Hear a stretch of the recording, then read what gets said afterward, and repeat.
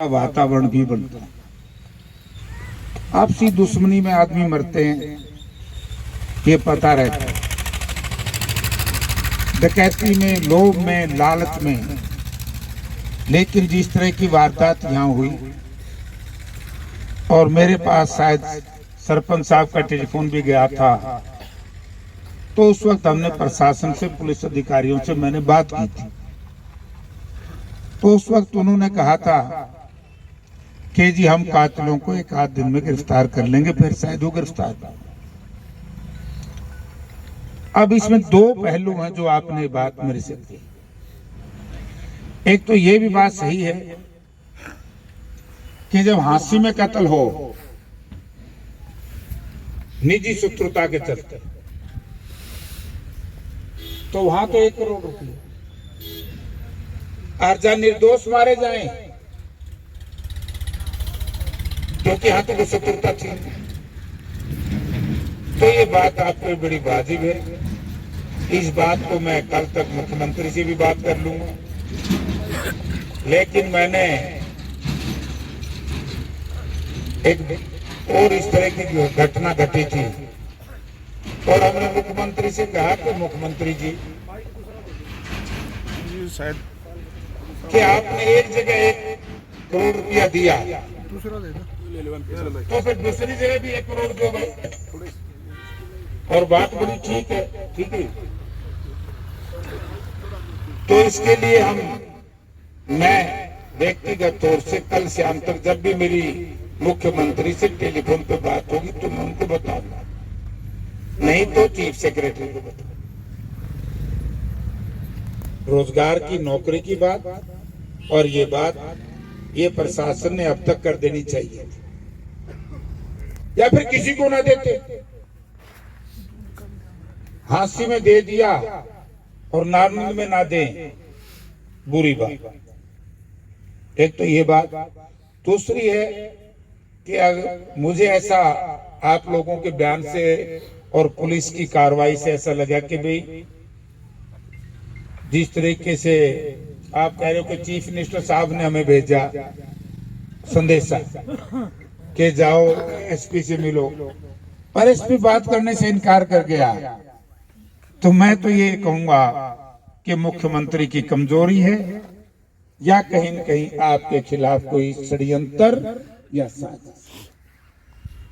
वरना मुख्यमंत्री की बात तो कोई भी नहीं मोड़ सकता। अब ये तो आप लोगों ने उसी वक्त पूछना चाहिए था कि मुख्यमंत्री जी हम एसपी साहब के बाहर खड़े हैं और आपने हमें भेजा, ये मिलने से मना कर दिया।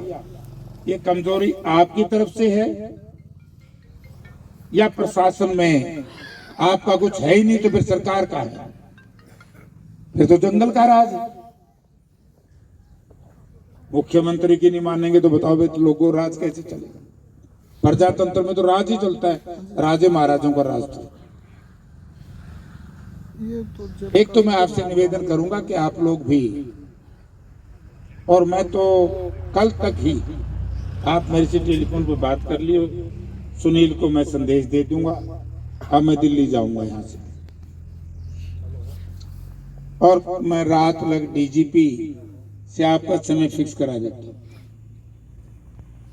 आपके जो डेलीगेट्स है धरने वालों का या बारा खाप का, तो आपका मैं समय फिक्स करवा दूंगा। और मेरी राय ये है, क्योंकि हमने शंका में नहीं रहना चाहिए, और आप डीजीपी साहब से पूछ करके, मेरी व्यक्तिगत राय है, फैसला आपने करना है कि इसको स्टेट क्राइम को दे दो। और आप तो डीजीपी साहब को ये कहो कि हमें बात इसकी नहीं है कि कत्ल तो हुआ, लेकिन बात इसकी भी कत्ल क्यों हुआ।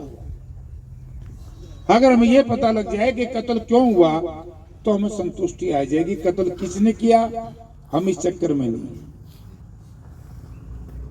ये कत्ल क्यों हुआ ये लोगों को पता लगना चाहिए।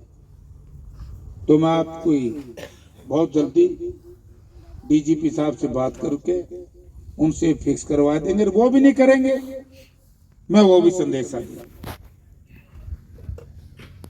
लेकिन प्रशासन ने बात तो करनी पड़ेगी और करनी चाहिए, क्योंकि ऐसे तो लोग हैं नहीं कि बिना किसी कारण के लोग यहाँ बैठे।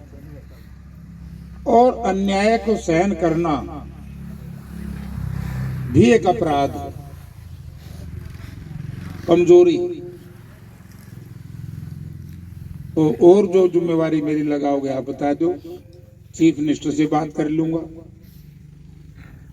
और डीजीपी से बात कर लूंगा। वो आपकी मर्जी है कि आपके जो खाप के लोग हैं कि इसको क्राइम ब्रांच से करवाएं या जिला पुलिस से, क्योंकि दो ही रास्ते हैं कि भाई अभी हम इस जो जांच हुई इससे संतुष्ट नहीं है तो हम दूसरी उससे एजेंसी से जांच करें। और कोई मेरी जिम्मेवारी लगाओ तो सारे बैठे हो, मैं आपके साथ हूं। जहां मुझे कहोगे मैं वहां जाऊंगा,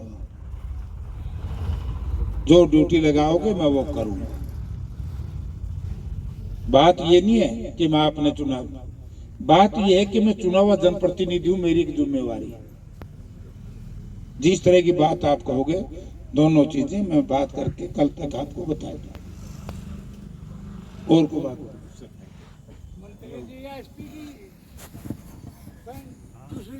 शांत इलाका को शांत इलाके को अशांत मत करो, उनको गिरफ्तार करो। तो मेरे पास तो मेरी मैसेज चला गया था कि वो अरेस्ट हो। अब आपकी दो मांग की बात है, दोनों मांगे मैं मुख्यमंत्री को भी आज ही कर दूंगा, क्योंकि कई बार मैं